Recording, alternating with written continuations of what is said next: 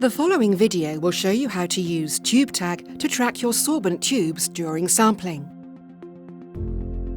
Here you will see tracking of stainless steel sorbent tubes, but the same process applies for glass tubes.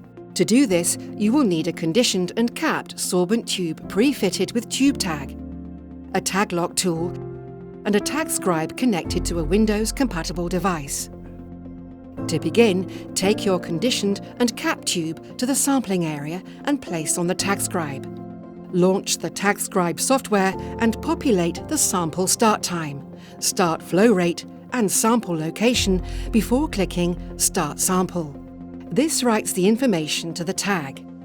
Remove the tube from the TAGSCRIBE and remove the caps using a tag lock tool. You are now ready to sample.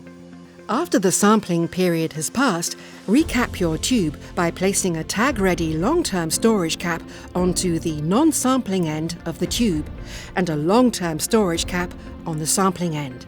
Finger tighten each cap before quarter turning using a tag lock tool. Note, there are two ways to use the tag lock tool. In this direction, you can tighten tag-ready long-term storage caps, and in the opposite direction, you can accommodate standard long-term storage caps. Next, launch the TAGSCRIBE software and place your tube on the TAGSCRIBE.